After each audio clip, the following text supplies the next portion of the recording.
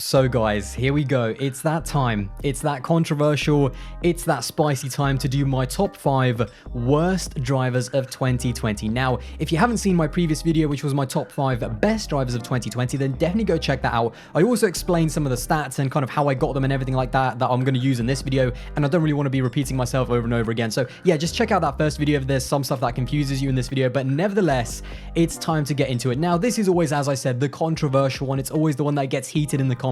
And I think the reason why a lot of people kind of get heated about this top 5 worst drivers of the season is because they associate this list in terms of the top 5 worst drivers with these guys being actual bad drivers. This is purely of their 2020 season. You know, you could be the best driver in Formula 1, but if you had an absolute stinker in 2020, you're going to make my list. And that's the really key thing that I want to kind of get across in this video. But nevertheless, again, guys, this is just my list. And I don't, just because they made my list, it doesn't mean that I hate the drivers or I'm, hating on them. I don't hate any driver on the grid, or certainly not on the 2020 grid, but that's a whole different story. But anyway, the point is that this is just my opinion. And again, let me know your thoughts in the comments box below. Name me your top 5 worst drivers of 2020 in terms of their 2020 season. Nevertheless, enough of all of this shenanigans. Let's get into the video. But of course, guys, don't forget, if you do enjoy the content on my channel, then don't forget to drop a like, smash that subscribe button. As I said, we are on the road to 100,000 subscribers. So yeah, hopefully we get there soon. And also don't forget to check out my social medias. Instagram and Twitter will actually be below because I realize it's not above anymore. So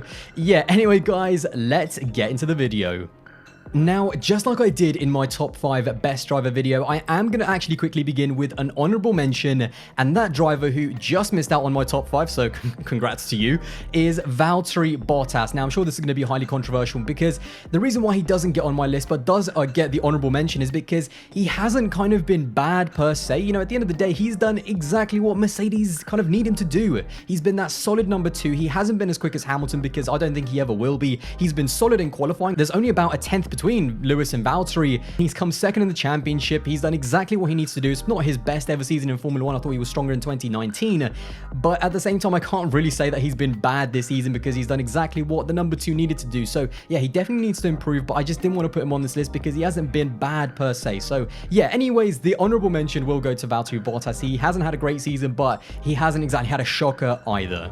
So now let's begin with the top 5, and in 5th place I've got Antonio Giovinazzi. Now, in truth, I actually wasn't going to put any of the quartet from Haas or Alfa Romeo because all 4 of those drivers, I don't think they've been and even Antonio, he hasn't been shocking or horrible because they haven't had good cars. They've barely been able to score points, and they've only scored points on the odd occasion. But I did end up putting Antonio Giovinazzi in here because, to be honest, my expectations is kind of why I've put him in this list, because I really did think that, Kimi Räikkönen with another year in Formula 1, Antonio should have overtook Kimi Räikkönen. He should have led that team. And to be honest, I think that's why I've put Giovinazzi in this top 5, because him and Kimi have been super close all season long. But, when you look at the race finish, 9-4 to Kimi Räikkönen, and again, Kimi Räikkönen, he's like, what? I think he turned 573 this year or something like that. So Giovinazzi needed to kind of overtake Kimi. Kimi is aging, and I think that's kind of putting it lightly. He's the oldest driver on the grid, obviously, and he is still going into his, I don't even know what season he's going into in 2021. But the point is, Giovinazzi needed to overtake Kimi Räikkönen and show some progress from last year, and I don't think he was really able to do that. So yeah, he's not been bad per se, but he's been so mediocre. And don't get me wrong, I love Antonio Giovinazzi, the long head, the looks, the facts that he's Italian, and I do want an Italian on the grid, the Italian Jesus. I do like him on the grid. He's a cool kind of character, but he needs to step up in 2021 because I don't think he's justified to kind of keep his seat over someone like Callum Ilott. And that's the thing, because Kimi and Gio have been so kind of mediocre and Gio's been a little bit worse, it just kind of pains me that Alfa Romeo have kept both of these guys on for 2021 while someone like Callum Ilott is stuck on the sidelines. Don't get me wrong, if Alfa Romeo kept at least one of their drivers like either Kimi or Gio and then put Callum alongside it, I totally understand, but keeping them both is just such a kind of uninspired choice. So Antonio Giovinazzi, how can I sum this up? I mean, he was okay, but he's not been amazing. He's not been kind of terrible, but I expected a little bit more. I expected him to overtake Kimi Räikkönen, despite the fact that obviously he has not had a good car. But yeah, I don't know what to say. I don't know what more to say about Giovinazzi. He's been 5 out of 10. He's literally right there, like just middle of the road. So yeah, in 5th place, I've got Antonio Giovinazzi.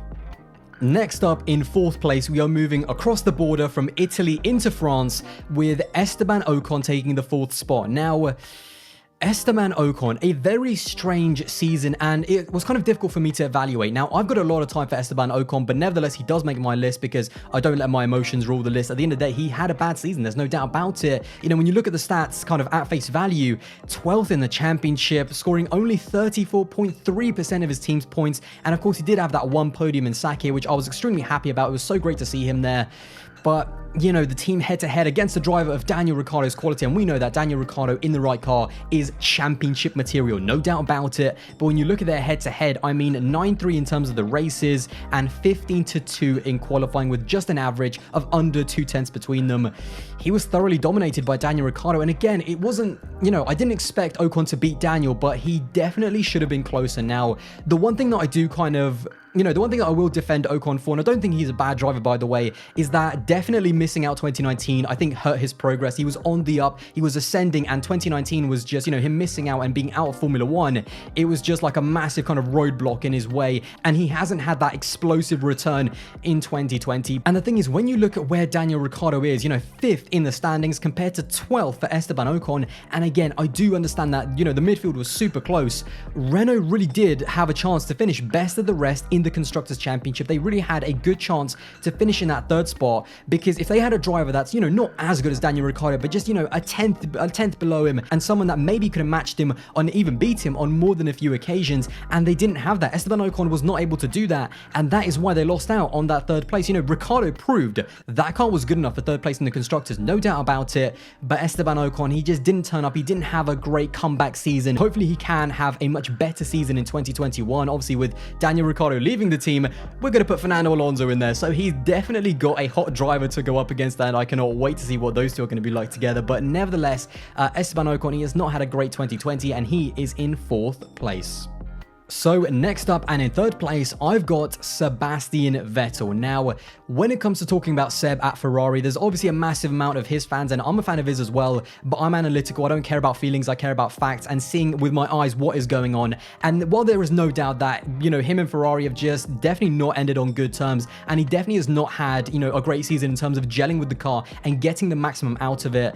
Looking at what happened in 2019 and now into 2020, I just cannot take away the fact that Seb has not been good enough. There is just nothing that anyone can tell me. You know, I get all of the Ferrari factors, and to be honest, if I did a list of the top 5 worst teams, you know, those clowns would definitely be either number 1 or number 2, probably number 1, but that doesn't take away from the fact that Seb has been poor. He has been bad. There is no getting away from it, and no one can convince me. I mean, when you look at the, you know, 13th in the championship, 33 points over 17 races, that is a career low for Sebastian Vettel, and this is someone who started his career with Toro Rosso back in the day. So, and yeah, I mean, the stat that I've just looked at, and it shocks me. In terms of the percentage of points that he has scored for Ferrari, 25.2%. I mean, just over a quarter. That is bad. There is no doubt about it. And the thing is, when you look at their team head-to-heads as well, he was thoroughly dominated by Charles Leclerc. You know, 10-3 in terms of the races, and then 13-4 in terms of the quali with, wow, just under 0.4 of a second. I actually didn't realize that. Just under 0.4 between them.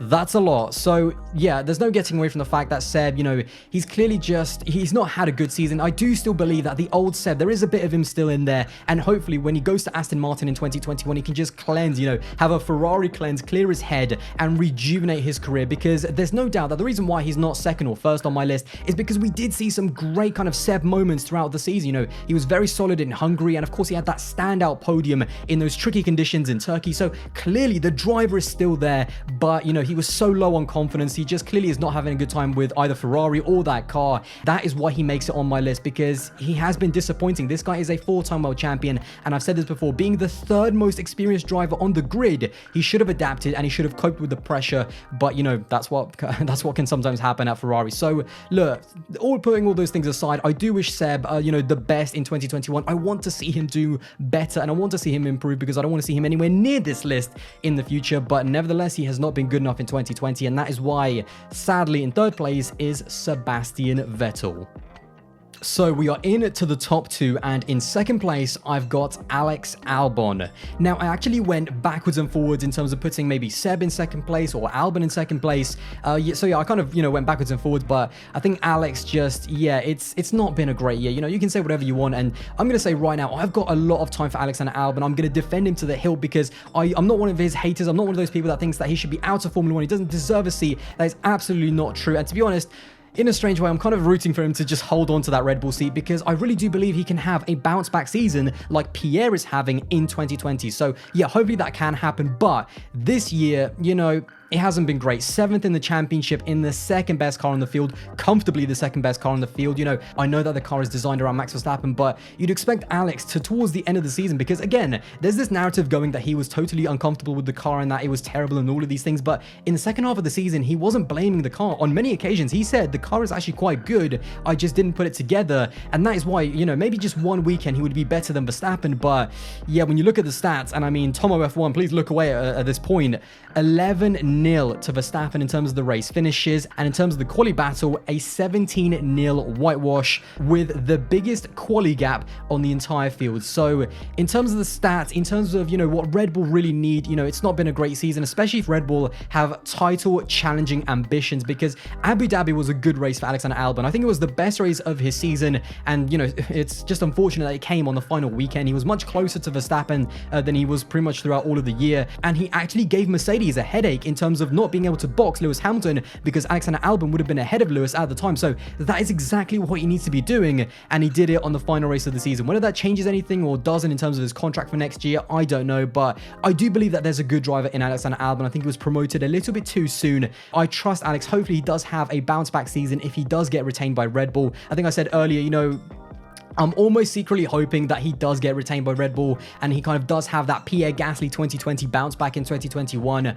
But looking this year, this season, 2020 has not been his year. And yeah, he is in second place. So we are now down to the final driver, and do you know what, before I do say who my worst driver of 2020 is, the interesting thing is that when I was sitting down and doing this, I had so much to say about Ocon, I had so much to say about Seb, I had so much to say about Albon in terms of why those drivers had the seasons that they had and what they can do to improve into the future. In terms of this guy, and in first place, I've got Nicholas Latifi, and I'm going to keep it real with you guys. I barely remember him in 2020, and the reason why he makes my list is, I do understand that he's driving the worst car on the field. I totally respect that, and obviously, I'm not going to look at his stats and say, 0 points, 0 wins, and 0% of the points scored, of course. I'm not going to kind of put that against him, but I don't remember any even highlights. I don't remember a single race where I thought, wow, that was a really good finish. Most of the time, like even in the first race of the season, he finished 11th, which is great, but it was only 11th because everyone else had retired and there was no one behind him. So that's why I've kind of put him here. And also in terms of the teammate head-to-heads, I mean, 8-1 in terms of the races that they finished against Russell, to Russell, and in terms of the qualifying battle as well, again, a whitewash by George Russell with the second biggest quali gap on the field of 0.541. So yeah, Nicholas Latifi, he's just been so vanilla, and I don't mean that in a bad way. Do you know what? Yeah, I do mean that in a bad way. He's been so just 3 out of 10. He's been so just there. He's been okay. He's been solid, and it's just, I don't have anything to say for his season. It was not a single kind of race where I thought, wow, that was a, that's a pretty decent result. And also, he did have quite a few crashes as well. On the bright side, he was my rookie of the year.